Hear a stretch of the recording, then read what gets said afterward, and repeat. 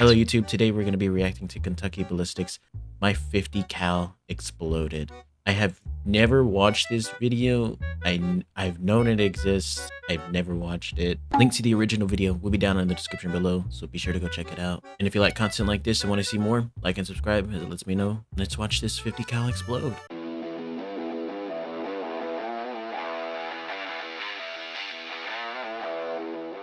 What's up, everybody? My name is Scott, and I'm going to tell you about how my 50 cal exploded, and I almost bit the dust about 2 weeks ago. So I know a lot of you are probably wanting me to explain my injuries, and I'm going to do that, but I think it's best we start from the beginning. I know some of you are going to try to skip around in this video. I highly recommend you stay tuned and listen to all of this. But for those who are going to skip around, let me clear something up first. This was not the Barrett that we torture tested, and this was a complete freak accident. There's nothing that I did to have caused this. So April 9th, 2021, we come out here to shoot a fire hydrant with some slap rounds using my Serbu RN50. So we have the Serbu RN50 with the 36-inch long heavy barrel, and we're gonna go ahead and go big or go home and start out with this. This is a 50 BMG slap tracer round.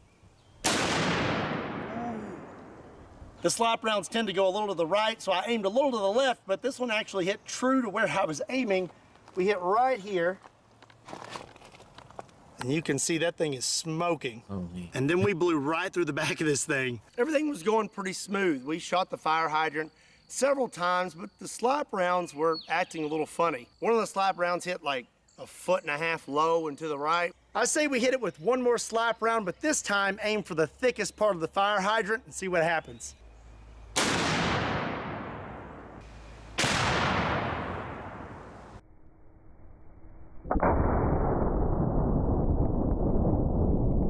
Okay, pretty regular muzzle flash.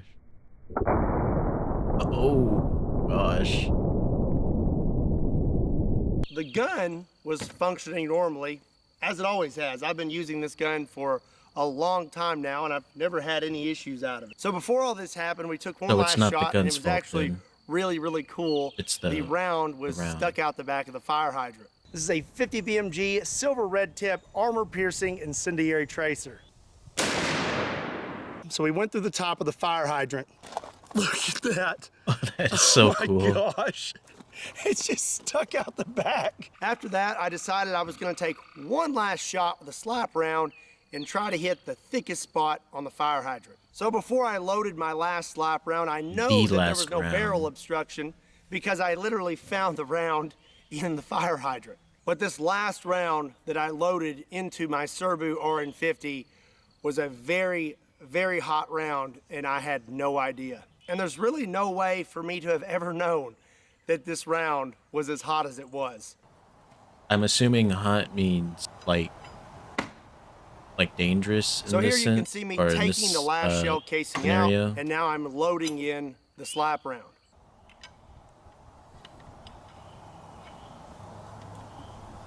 I screw the cap on all the way.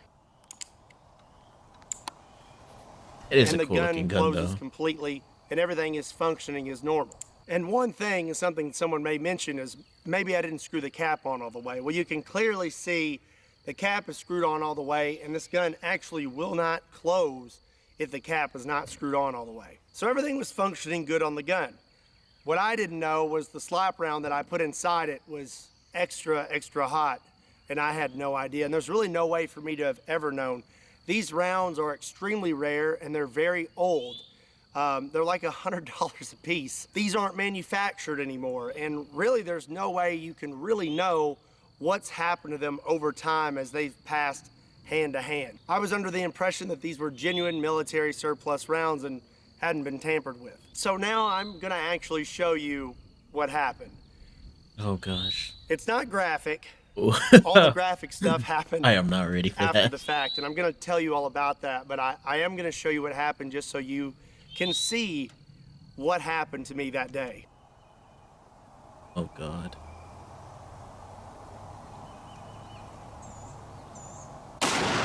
Oh. Holy. Dude, the front half of the gun went flying. So when I pulled the trigger, the gun exploded almost immediately. So the first thing that went was this cap.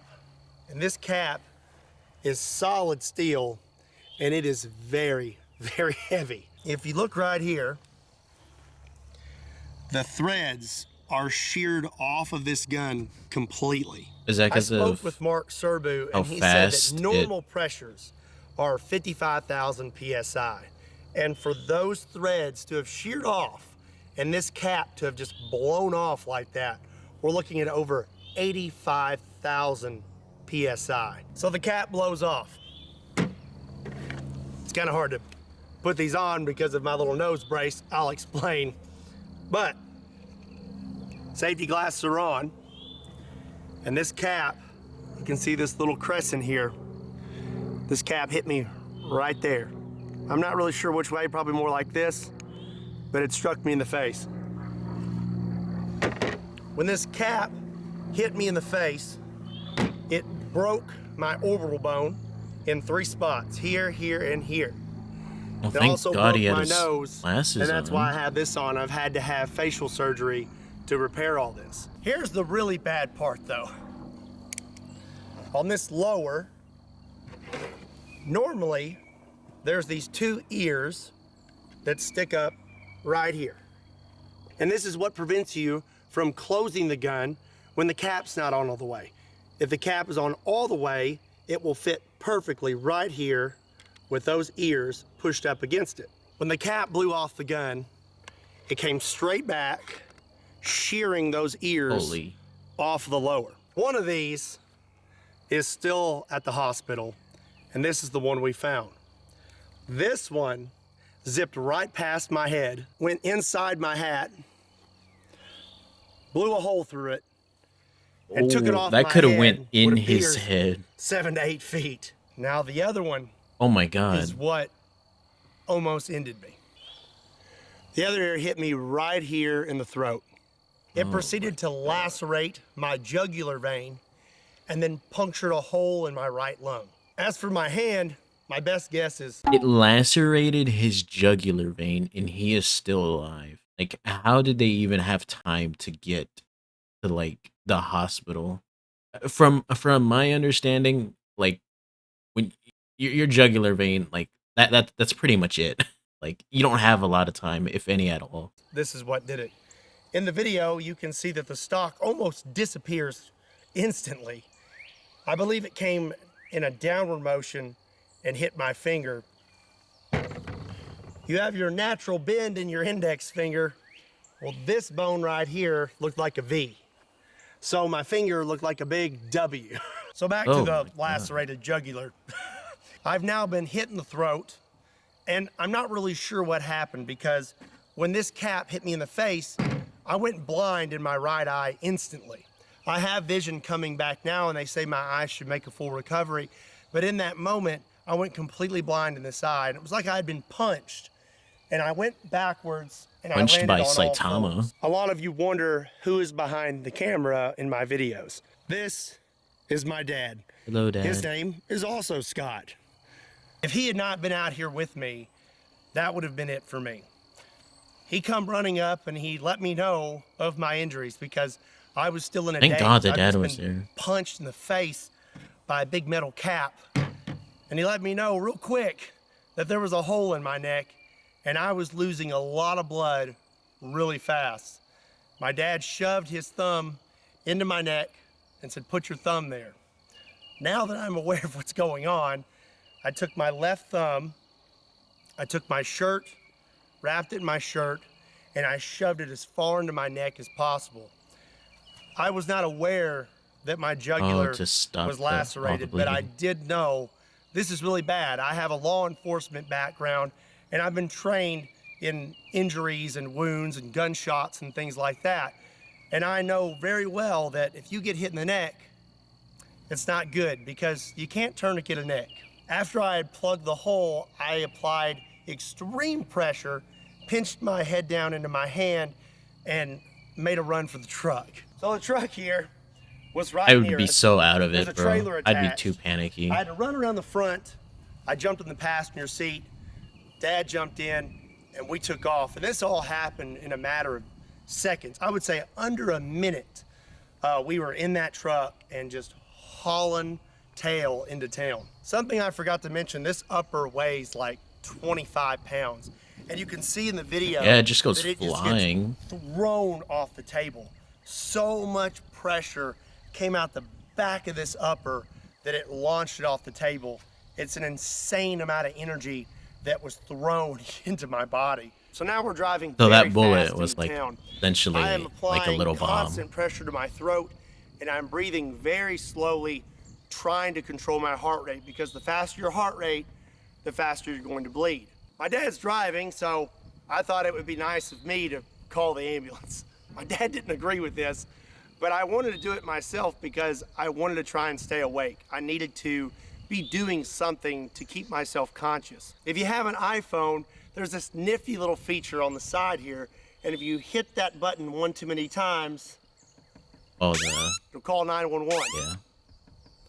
This can be kind of annoying when you're trying to shut off your alarm in the morning, but when there's a lot of bodily fluids on your phone and you can't open it, it comes in really handy. I got on the phone with 911 and I let them know what had happened and that we were coming into town and they were gonna send an ambulance to meet us halfway. There were several times where I thought I was gonna pass out. I don't know how he And didn't. I knew if I passed out that was gonna be it, because my dad's driving.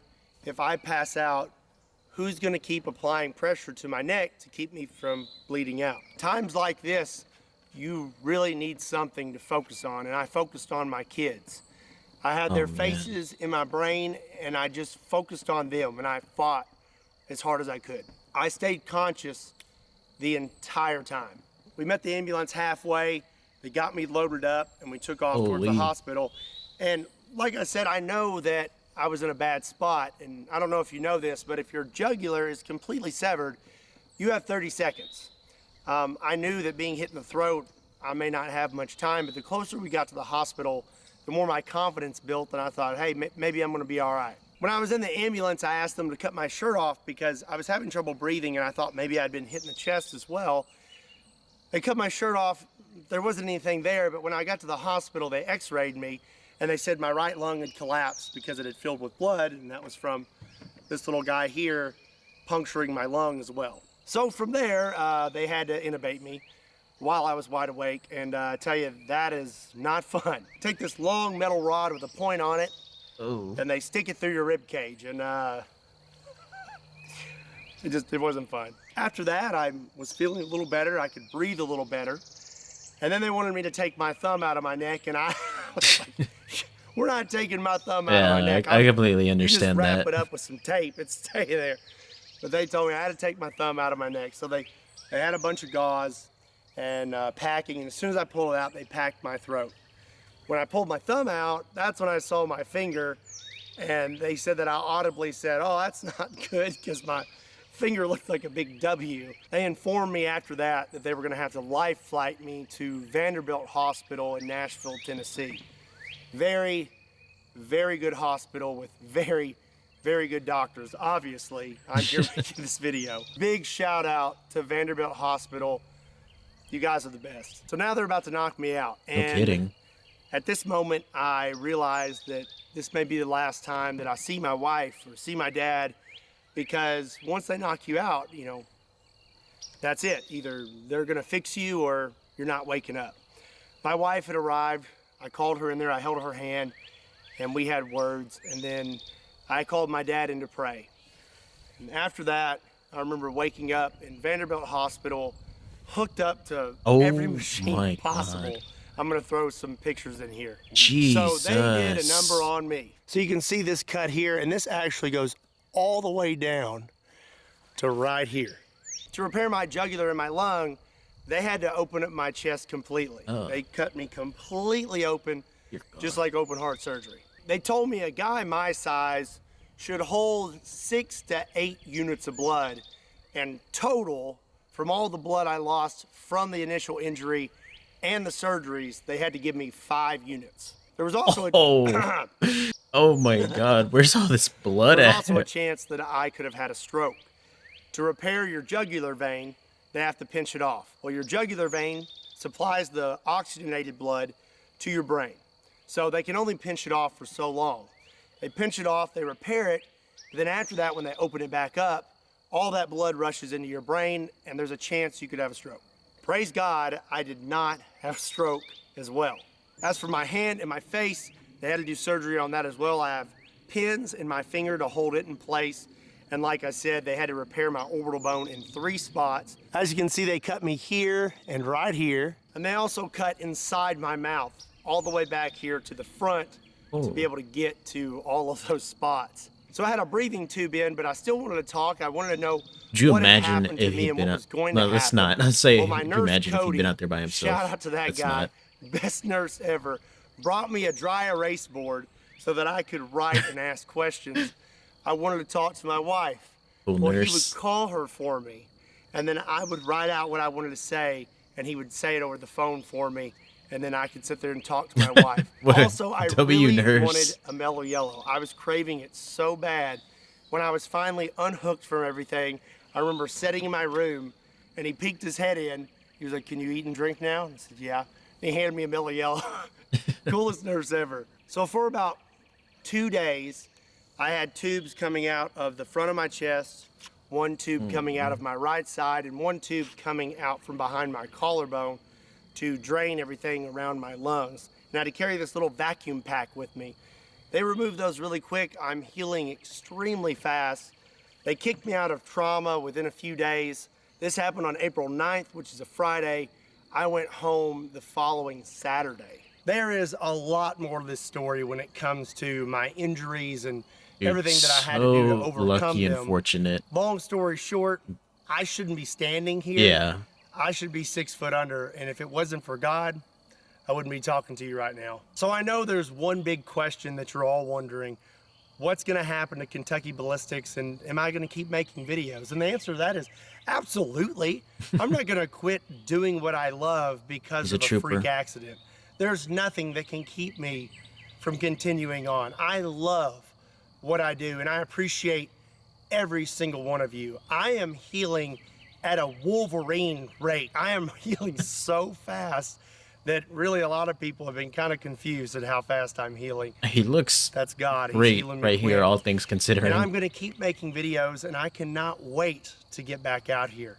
I have some videos planned, and I think you're gonna like them. It's gonna be some really funny stuff.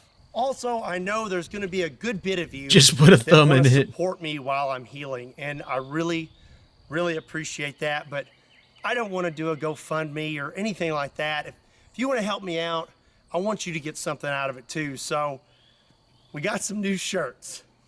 The doctors told me that if it wasn't for this thumb, that I would have died.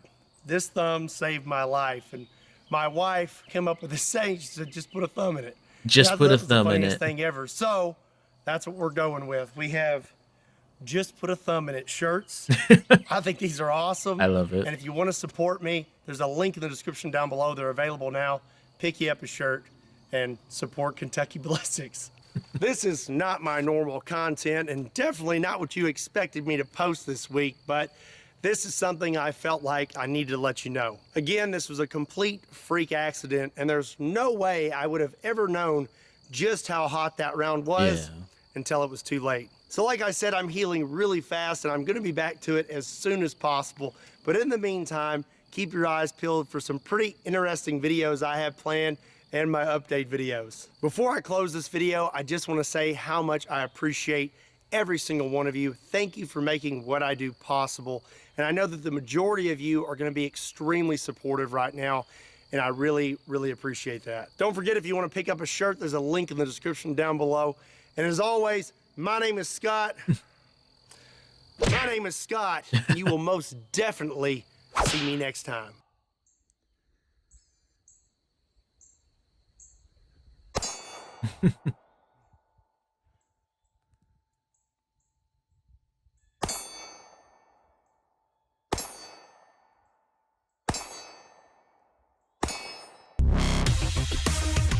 Holy man, what a series. It's like he got one very unfortunate event, but then he's so lucky and fortunate from there on out. From the thumb to his dad being there to the doctors, you know. So what I'm assuming is that that bullet had probably way more powder in it than it needed, which basically turned it into a little bomb. Like, had that been someone else, they probably would have just died. Even he should have, you know, like, but his dad was there, quick thinking, and then the sheer willpower and determination to just stay awake and focused. But yeah, that was my 50 cal exploded by Kentucky Ballistics. That is it's honestly just amazing, right? Just this whole scenario. Like, the link to the original video will be down in the description below. Please do go check this one out. If you ever were to go check out a video, I think it should be this one. I know he's usually pretty energetic, kind of weird to see him so mellowed out. But as always, if you guys like content like this and want to see more, feel free to like the video and subscribe. Comment down below, lets me know. If you have any suggestions, you can also leave them down in the comment section below. We'll definitely check out more Kentucky Ballistics. As always, thank you guys for watching, and I'll talk to you all later.